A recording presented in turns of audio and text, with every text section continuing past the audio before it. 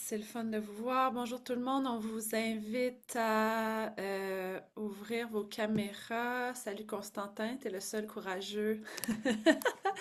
Bonjour Angélie. Donc, c'est toujours le fun de vous voir. La binette, si ça c'est possible. Vous êtes bienvenus de nous manger dans la face, multitasker, c'est correct. Euh, on en profite si c'est possible pour se voir.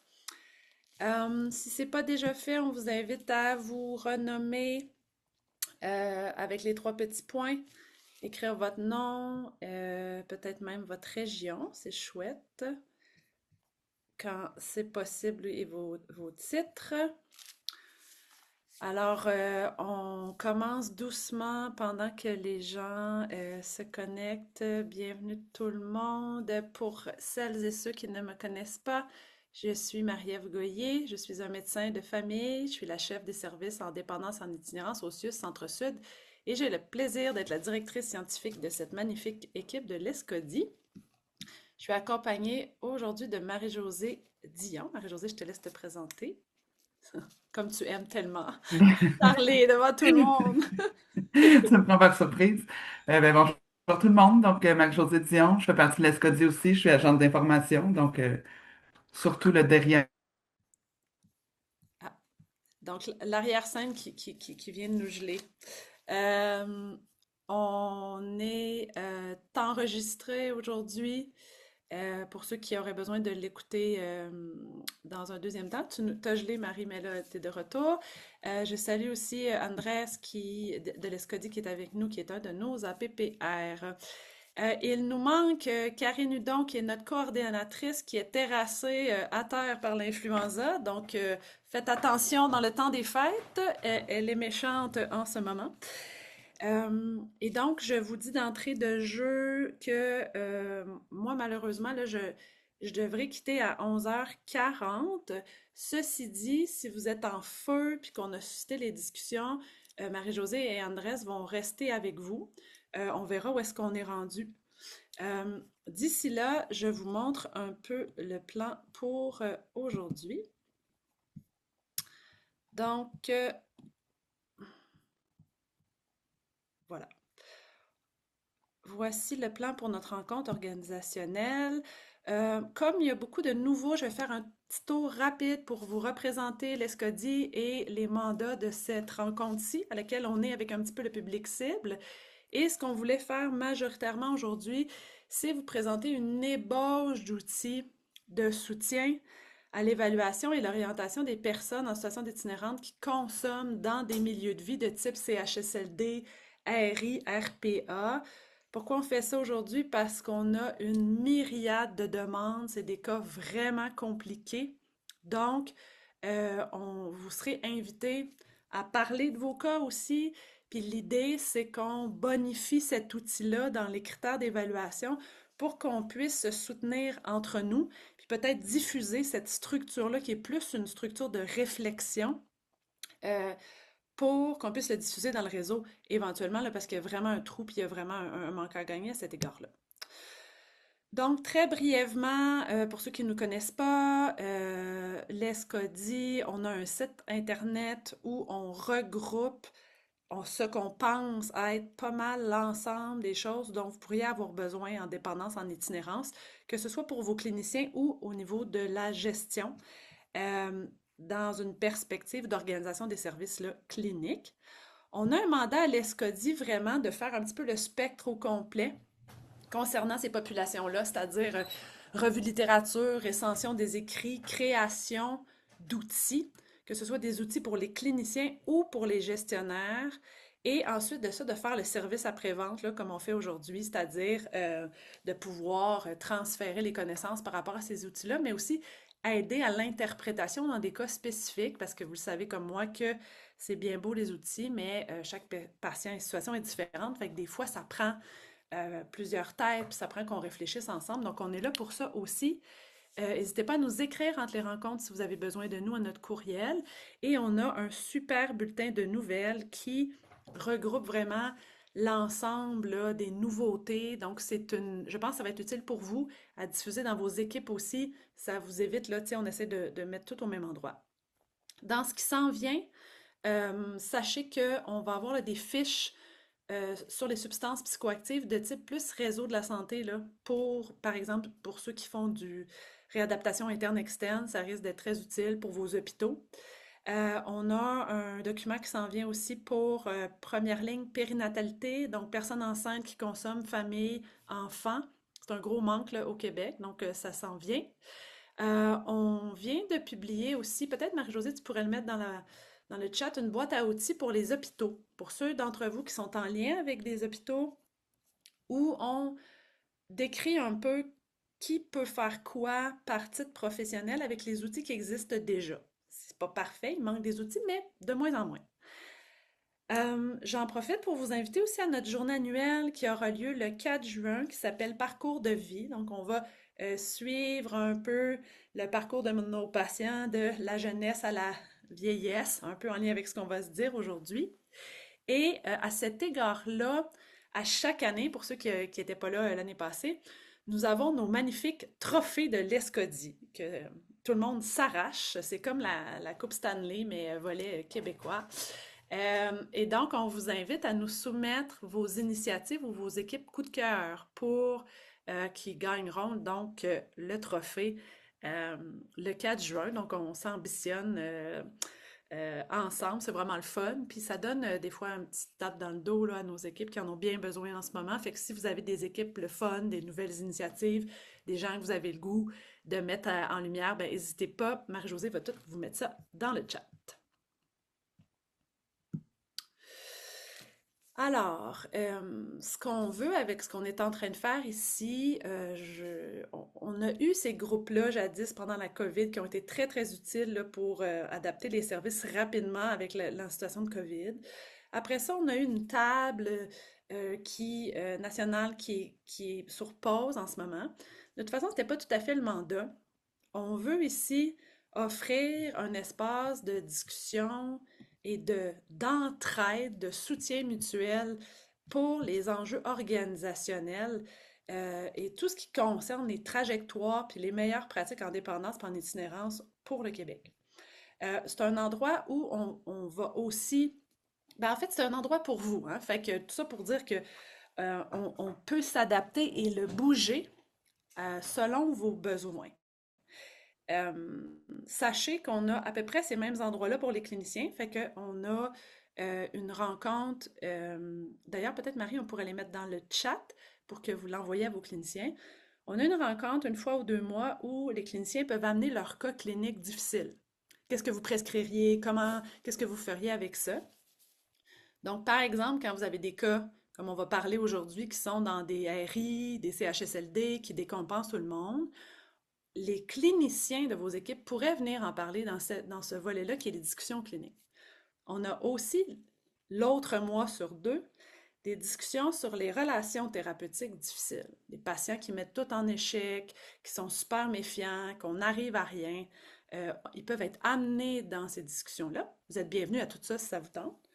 Mais la troisième entité, c'est celle-ci pour vous. Donc, on veut une entité où les gestionnaires peuvent trouver l'information dont ils ont besoin, plus terrain, discuter de cas complexes, crunch, avec lesquels ils ne savent plus trop quoi faire. Puis l'idée, ça serait de s'entraider et que l'ESCODI soit quasiment juste le contenant, puis que vous soyez tout le contenu, puis que vous le nourrissiez à la lumière de ce que vous avez envie d'en faire, évidemment. Mais on pourra vous tenir au courant des derniers développements et tout ça. Donc, on est très proche du terrain dans cette rencontre-là. On n'est pas dans des grandes orientations. On est dans comment on fait vivre puis on sert nos patients au quotidien au niveau gestion. Comment on s'adapte dans nos services. Donc, des gestionnaires, des chefs d'équipe, cordos à PPR, répondants en itinérance, répondants sur dose, juste pour vous donner une idée du niveau de gestion à peu près où est-ce qu'on est. Tout le monde est bienvenu. On veut juste être sûr que les gens trouvent leur compte là, dans cette rencontre-là. Fait que n'hésitez pas à inviter vos amis, vous verrez un peu le contenu, puis vous verrez là, si ça correspond à votre niveau de gestion. Et encore une fois, j'insiste sur dites-le nous si vous avez des besoins, si ça ne marche pas ou si vous voulez qu'on adapte des choses, on est là pour vous. On aurait une petite demande pour vous aussi. on est en train d'essayer de bâtir un outil où on va répertorier l'ensemble des services québécois dits à bas seuil. Donc, des endroits où il y a très peu de barrières à l'accès de type sans rendez-vous, drop-in, pas de carte d'assurance maladie, proxy, outreach, alouette. On va avoir besoin par région d'avoir quelqu'un qui pourrait nous dire si on a tout, si c'est correct ce qu'on a. Fait que si c'était possible de mettre dans le clavardage pour chez vous, avec qui vous nous suggérez d'aller valider l'information, puis dans le meilleur des mondes, on serait capable d'avoir une validation là, pour l'ensemble du Québec. Donc, merci de nous faire un petit coucou dans le chat par rapport à ça. On va revenir vers vous pour vous montrer ce qu'on a trouvé, puis vous nous disiez si ça tient la route. Et là, dans tous nos groupes, sauf ici, on fait ça. Fait que là, j'ai décidé que vous aussi, ça nous tentait de prendre soin de vous aussi. Parce que, ben, on vient, vous avez sûrement vu passer tous nos webinaires sur le Trauma Informed Care. Donc, c'est quand même important, je pense, dans le réseau actuel, dans la lourdeur et la complexité actuelle, qu'on prenne soin de nous, tout le monde ensemble. Et une des choses qui sort beaucoup dans la littérature de trauma, ben, c'est la capacité à se voir aller collectivement, puis personnellement. Alors souvent, quand on commence nos rencontres, on va demander aux gens comment vous arrivez.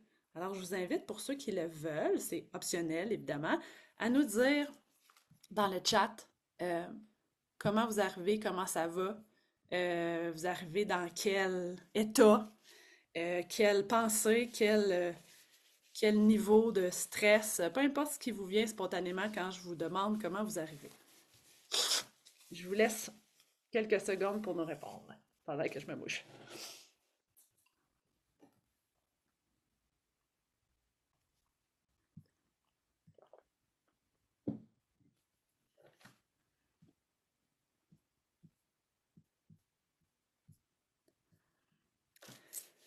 Très bien, super.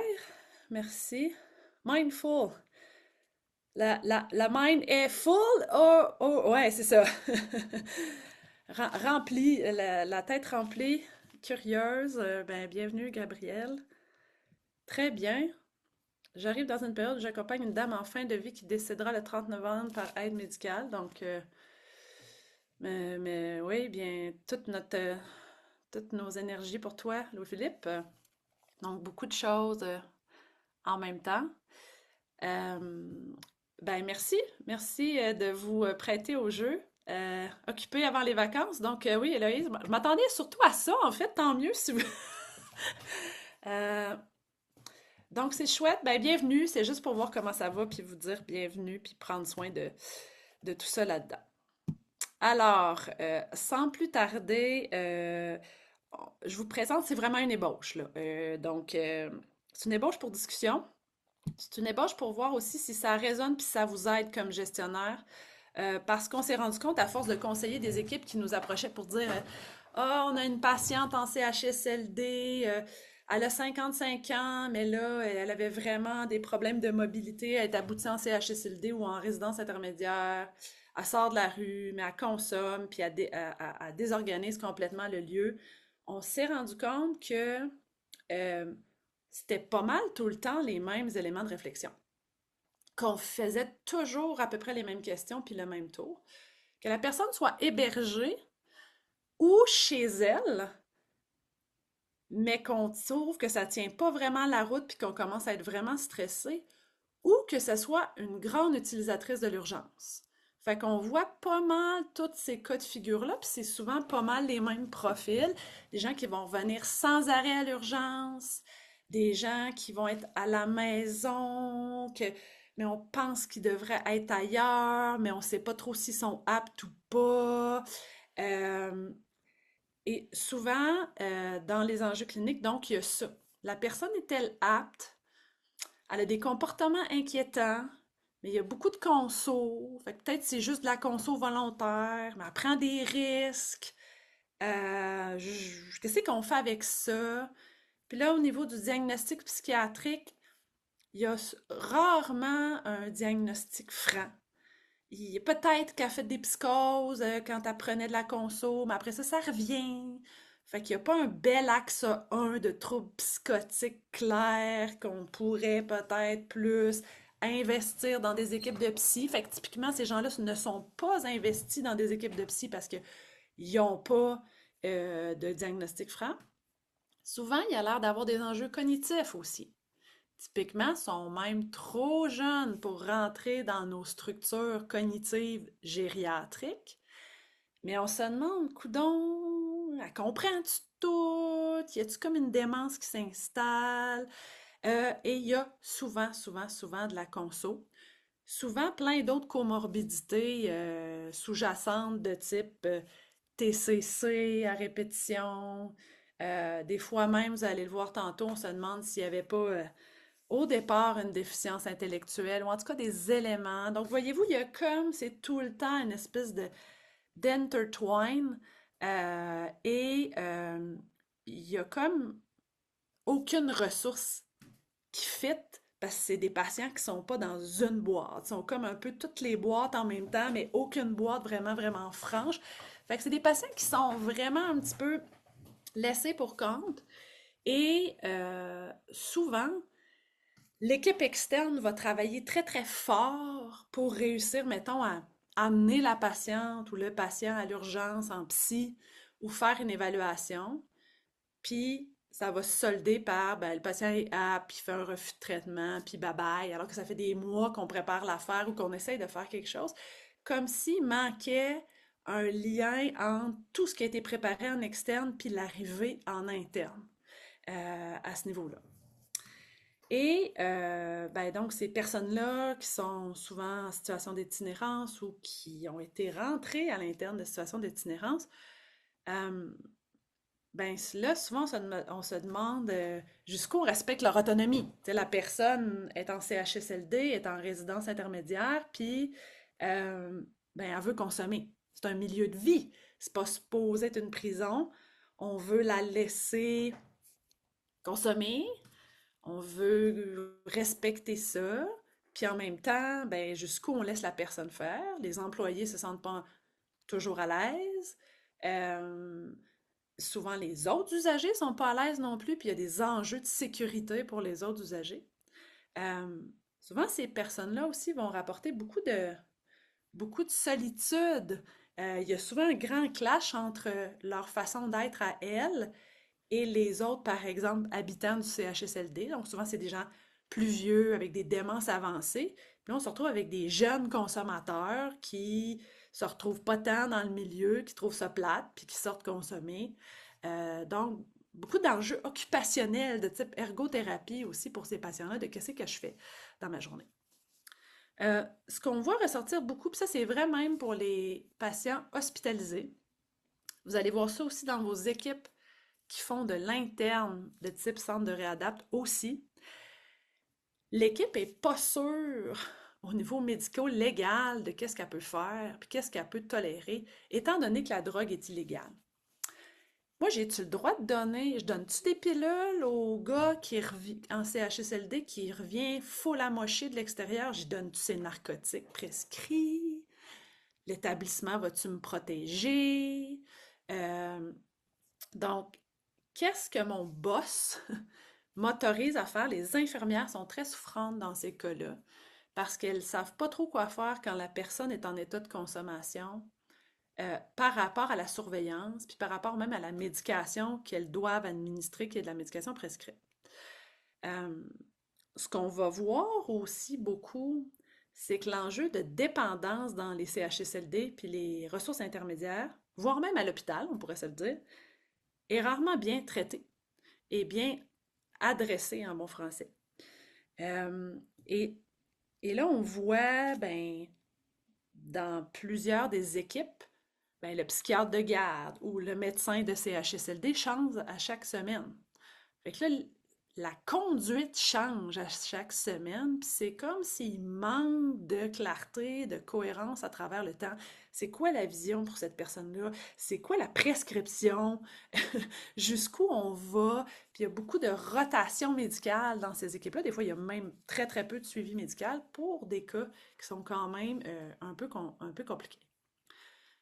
On finit toujours dans ces réflexions-là par dire aux gens, c'est quoi vos non négociables en termes de cadre? Tu sais, qu'est-ce qui n'est pas négociable en termes de... euh, on veut pas qu'il y ait des seringues à la traîne, on veut pas que notre personnel se pique, on veut pas qu'il y ait de la violence, mettons. Puis c'est quoi les non négociables? La personne, je veux consommer, je veux continuer de consommer, je veux pouvoir être libre puis sortir, mettons. Puis là, ben OK, parfait, c'est quoi vos non négociables? Puis comment vous allez trouver des compromis euh, à part ça? Qu'est-ce que vous êtes capable de négocier pour laisser de la souplesse dans des cadres structurels qui sont quand même assez lourds? Fait qu'on finit toujours par faire la réflexion avec les équipes. Tu sais, c'est quoi vos enjeux? C'est quoi que vous voulez absolument? Puis c'est quoi que vous êtes prête à lâcher un peu du lousse pour que la personne puisse sentir qu'elle n'est pas en prison puis que le cadre n'est pas trop serré aussi.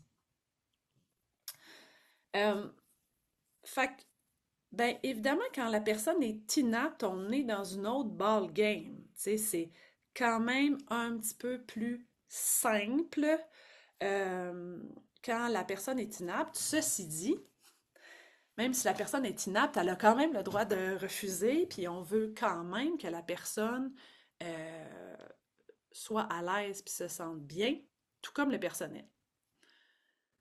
Le problème quand elle est apte, c'est que souvent les équipes ont de la misère à tolérer qu'il y a des patients qui ont de l'autonomie de prendre des risques. Ça fait partie un petit peu de la conso de se mettre à risque jusqu'à un certain niveau, puis pas mal tous les humains font ça, prendre des risques. C'est juste que des patients dont on parle peut-être vont un petit peu plus loin dans pousser cette limite-là et qu'ils demeurent donc d'une certaine façon autonomes, mais des fois cette ligne-là, là, elle est mince en tabarnouche, puis quand les gens prennent beaucoup, beaucoup de risques, on est quand même en droit de se demander à quel point ils sont vraiment capables d'évaluer leur sécurité puis les enjeux. Fait que ça vaut quand même la peine de toujours garder un doute sur l'aptitude.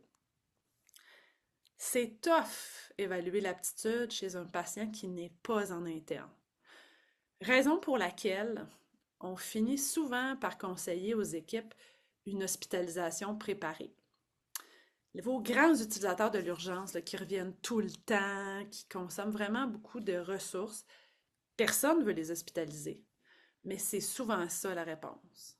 Mais il faut que ce soit une hospitalisation prévue, concertée, où on peut faire un épisode de soins à visée évaluative. C'est souvent la psy. Ça va souvent finir en psy, à moins que vous ayez des unités comme on a la chance d'avoir à Notre-Dame et au CHUM, mais sinon, c'est pas mal la psy. Fait que là, vous allez être pris avec, pour qu'il rentre en psy, il faut qu'il soit stable médicalement.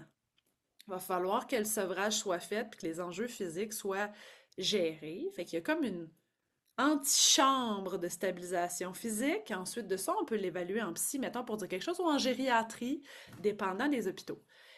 Euh, on sous-estime ça. En tout cas, vos grands utilisateurs, là, quand ça fait 50 fois par année qu'ils sont venus à l'urgence, là, à un moment donné, ça vaut quand même la peine de tirer la plug et de dire hey, on va l'hospitaliser, quitte à même hospitaliser au début contre le gré, si on a assez d'éléments, pour voir, mais qu'est-ce qui se passe? Pas normal de consulter 50 fois par année dans une urgence, là. Tu sais, il y a quand même quelque chose qui se passe là. C'est quoi qu'on voit? C'est-tu un délire encapsulé? C'est une démence qui est en train de commencer? C'est une déficience intellectuelle? C'est-tu un trouble du spectre de l'autisme? Vous seriez impressionné de ce qu'on trouve quand on hospitalise puis qu'on regarde ces gens-là fonctionner ou pas fonctionner au quotidien. Donc, en tout cas, c'est peut-être pas la première carte qu'on veut jouer, mais je vous le dis quand même, parce que des diagnostics psychiatriques de type DITSA ou psychotiques bien encapsulés, c'est tough à évaluer dans la communauté quand les gens font des ping-pong dans plein plein de ressources. Toutefois, il y a un réflexe que des équipes n'ont pas, je pense, Et là, on est beaucoup aussi en lien entre nos équipes puis le communautaire qui voit beaucoup nos patients. Fait que je vous invite aussi à utiliser des espèces de grilles comportementales dans lesquelles on se met d'accord dans notre équipe, dans les équipes qui voient le patient, puis dans le communautaire sur c'est quoi qu'on est en train d'observer là, dans la vraie vie. On veut observer si ce patient-là, tu sais, il se lave, il mange, s'il parle tout seul, si sa gestion du risque, son jugement, son attention. Tu sais, on veut, qu'est-ce que vous cherchez pour pouvoir tranquillement monter votre dossier pour voir c'est qui ce patient-là, puis un jour, pour plein de nos patients, avoir assez d'informations pour dire, sur le long cours, quand on ramasse tous les morceaux du casse-tête chez ce patient-là, là, il se mérite clairement une évaluation en psy contre son gré. Puis après, on décidera. Parce que souvent, les seules évaluations qu'on a, c'est dans l'urgence. Le patient est suicidaire, il est homicidaire, P38, on le rentre. Ah, il a consommé, il voulait se suicider, il a fini, il n'est plus en conso. Les psychiatres l'évaluent, il est plus dangereux, congé. C'était pas ça votre question. Votre question, c'était ce patient-là, il est-tu apte à rester dans la rue? Il est en chaise roulante en l'hiver à -45 dehors. Tu sais, il me semble qu'il y a quelque chose qui ne marche pas. Quand vous tombez là-dessus, pour des cas qui ne sont pas blancs ou noirs et qui ne se méritent pas une P38, ça vaut quand même la peine de se trouver une mécanique de documentation puis de centralisation de l'information, quitte à vous faire des petits points une fois par mois, une fois par 3 mois, que sais-je, avec les différents acteurs pour dire on en est rendu où, comment ça va, puis de dire OK, là on commence à être assez inquiet, on va en cours, on fait une ordonnance d'évaluation psy, on prend une hospitalisation préparée, puis là on voit vraiment qu'est-ce qui se passe avec cette personne-là. Ça se peut qu'on ait pas assez d'éléments après l'hospice puis qu'on le remette dehors. Mais on fait ça en gériatrie aussi. On a des patients qui sont déments, ça glisse un peu, sont pas trop déments. On les évalue à l'interne. Petite parenthèse pour dire d'ailleurs, on n'a jamais de problème à rentrer des patients déments à l'interne pour les évaluer. On a de la misère avec nos patients. C'est les mêmes enjeux. Fin de la parenthèse. Fait on rentre le patient, il est évalué par tout le monde, puis on juge qu'il n'est pas assez avancé et inapte pour aller contre son gré puis dire on te force comme patient âgé à t'héberger ailleurs que chez toi. Fait que souvent, on va les laisser partir, ces patients-là, mais on les suit. On fait le test de la vraie vie. Et on va voir dans la vraie vie qu'est-ce qui va se passer. Et si la vraie vie nous montre que on lui a laissé sa chance, on l'a retourné dans son milieu, et voici ce qui s'est passé. Il a fait brûler la maison, il y a des rats partout, il y a des coquerelles. Ben là, on fait une ordonnance d'hébergement. Là, on a des éléments. On fait ça tout le temps en gériatrie. C'est la même chose avec ces patients-là. C'est juste qu'ils sont jeunes, fait qu'on dirait que on ne voit pas des fois la similitude. Toutefois, ben, une fois que, mettons, on dit, bon, ben, c'est parfait, on a assez d'éléments, on force une ordonnance d'hébergement pour dire quelque chose, pour la sécurité de cette personne-là. Ben là, il faut l'héberger, cette personne-là, dans un milieu adapté où il y aura probablement une tolérance à la consommation. Et là, c'est là que ça peut devenir chunky. Donc, effectivement, des fois, les autres personnes de l'hébergement vont beaucoup réagir au fait que la personne va arriver intoxiquée, qu'il y a de la consommation, que des fois, ça va sentir le pot dans sa chambre, etc. Euh, il va avoir un cadre clair aussi pour vous à soutenir pour l'hébergement par rapport à le personnel. C'est quoi les attentes? Qu'est-ce qu'on tolère pas? Puis comment le personnel est protégé, je réitère. Le personnel se sent très mal à l'aise quand il est en contact avec une drogue illégale. Que c'est quoi que mon rôle? Je suis en train de défier la loi. Donc, il y a comme toute une des balises à mettre à ce niveau-là. Euh, il y a vraiment une approche dans l'hébergement au complet au Québec, incluant les hôpitaux, qui est une approche où c'est comme ça équivalait à de l'abstinence. Malheureusement, ce n'est pas possible pour plusieurs de nos patients. Puis là, il faut viser la réduction des méfaits. avec le confort des employés, le confort des autres patients et le confort de notre patient. Fait que c'est pas toujours simple, là, mais on est les gens, je pense, qui maîtrisons ça le plus, puis qui jouons avec ces concepts-là là, le plus possible. Je veux quand même porter à votre attention que ce qu'on voit beaucoup au Québec, là, vous ne tomberez pas en bas de votre chaise, mais surtout à Montréal en plus, euh, c'est que il y a tellement une peur des narcotiques prescrits là, au Québec qu'on a des gens qui sortent de la rue avec une énorme dépendance aux opioïdes, tu sais. Puis là, ils arrivent à l'hôpital ou ils arrivent en hébergement, puis là, on les sous-dose. Puis là, les patients, ils graffignent, fait qu'ils sortent consommer, ils sortent... alors que ça vaut quand même la peine de questionner, tu sais, est-ce que la substance que le patient consomme, on peut la remplacer par des médicaments? Puis si la réponse est oui, comme c'est pour les opioïdes, là, vous avez comme des leviers thérapeutiques vraiment forts pour garder le patient confortable, pas obligé de sortir consommer, pas obligé de s'injecter. Fait il y a comme quelque chose là qui, souvent, ça l'aide là, d'avoir un médecin dans vos équipes qui peut parler au médecin du CHSLD pour dire vas-y, vas-y plus robustement, c'est correct, coacher un peu, parce que c'est vrai qu'on est dans de l'expertise là, de prescription de dépendance qui est quand même important. Et à cet égard, ben, l'ESCODI, on peut faire ça.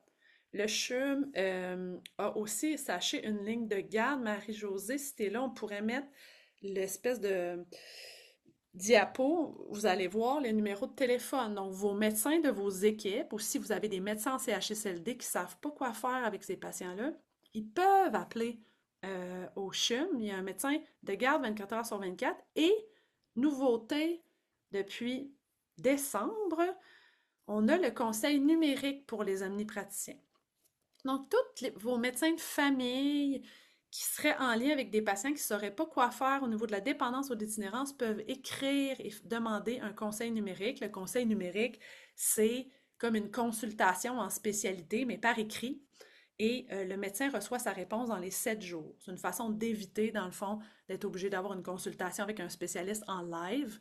Donc, c'est une super bonne modalité là, qui est disponible de plus en plus. Là, on a des régions pilotes, Laurentides, Lanaudière, Montréal, Laval.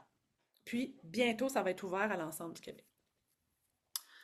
Après ça, puis après ça, je vous passe la parole. Oui, il m'en reste deux.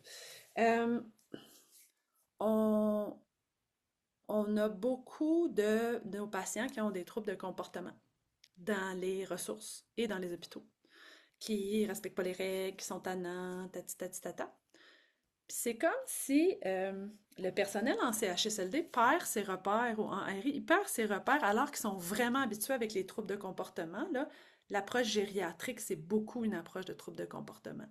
Fait que je vous le dis parce qu'on dirait que l'approche des symptômes comportementaux de la démence, le SCPD, les gens, ils pensent quand la personne est démente. Mais c'est pas mal la même approche, tu sais, c'est une approche non confrontante, douce. Donc, on peut l'utiliser tout le temps, même si la personne est apte, avec mettre des balises, utiliser la diversion, pas rentrer dans le patient quand il est fâché, etc. Euh, les gens n'ont pas le réflexe de faire des plans conjoints avec les patients aussi, même à l'hôpital. Qu'est-ce que tu veux? De quoi tu as besoin? Voici nos règles. Puis là, on négocie, puis on se fait un plan conjoint. Ils n'ont pas le réflexe non plus des fois de matcher les intervenants selon le fit avec le patient. Ça marche quand même assez bien. Des patients, il y a des intervenants qui réagissent beaucoup moins, qui sont beaucoup plus à l'aise avec ce genre de patients-là. Euh, mais il y a aussi très peu de pivots. Fait que ça vaut la peine que dans l'établissement, si c'est une ARI ou un CHSLD, qu'il y ait un intervenant pivot qui va recueillir les infos, soutenir, puis être la personne qui va discuter du plan de match et d'apprendre justement à diminuer les irritants puis à choisir ses batailles. Donc, par exemple, euh, typiquement, plusieurs de nos âgés qui ont une dépendance reçoivent souvent des médicaments au besoin, ce qui est PRN, là. Et ça sollicite beaucoup le personnel. J'ai besoin de mon médicament, t'es en retard. Souvent, on va recommander de donner des doses régulières et prévisibles, avec des heures discutées avec le patient. Ça l'enlève full d'irritants dans les milieux de vie au niveau de la gestion de la médication. Fait qu'en terminant, on a beaucoup d'enjeux d'orientation, là. On se fait beaucoup demander qu'est-ce qu'on fait avec ces patients-là parce qu'ils ne fitent dans aucune case. Ils sont trop jeunes. Des fois, il y a de la DI, de la DP, mais là, la DI, ils veulent pas prendre des cas de toxico.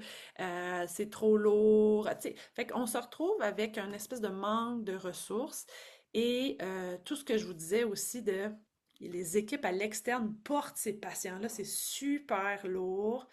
Euh, Puis quand on réussit à les amener à l'interne, c'est comme si souvent ça bug ou ça marche pas bien parce que l'entrée à l'interne n'a pas été préparée suffisamment, les psychiatres n'étaient pas au courant.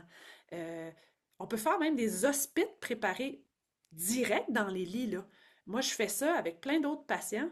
En médecine générale, à l'hôpital, j'accueille des patients directement dans mes lits en électif, là. Ça se peut, tout ça, là. Euh, mais souvent, ce qu'il va falloir, c'est faire un essai dans une ressource, même si c'est une ressource DI. Oui, mais on ne connaissait pas ça, nous, la toxico, on ne peut pas le prendre, le patient. Oui, oui, prenez-le, il y a une DI, prenez-le, puis on va être là avec vous. On va vous voir régulièrement, on va vous envoyer un intervenant. Vos ressources, ils vont capoter avec ces patients-là si vous n'êtes pas là en soutien. Mais s'ils sentent que vous êtes là, que vous répondez aux questions, qu'ils ont quelqu'un à qui appeler, vous allez voir, souvent, il y a beaucoup plus de souplesse. Euh, Souvent, c'est un bon endroit. C'est pas le SAD que je voulais dire, c'est les NSA. Les comités NSA, les comités grands utilisateurs, même si votre patient, il n'y en est pas dedans, quand vous avez des cas comme ça crunchy, vous ne savez plus quoi faire, vous ne savez plus orienter, utilisez ces comités-là des fois juste pour brainstormer avec eux. Ils sont habitués de faire de la créativité, d'avoir des cas qui rentrent nulle part. Donc, des fois, on va recommander aux gens, allez vous asseoir avec ce cas-là, le discuter dans votre comité NSA, dans votre comité grands utilisateurs des urgences. Euh, c'est souvent les ressources en santé mentale qui sont le plus habituées avec ce genre de patients-là. Fait que peut-être que vous gagnez à avoir vos meilleurs amis dans ces ressources-là et à les soutenir au niveau du volet toxico si jamais il y en a. Puis d'avoir une équipe traitante qui reste, de pas comme juste caser le patient dans la ressource puis vous en aller. Euh, Parce que les ressources en santé mentale sont habituellement confortables avec une certaine consommation, mais à un moment donné, quand ça devient trop lourd, ils trouvent ça difficile. Fait qu'il faut qu'il y ait du soutien a posteriori avec ces patients.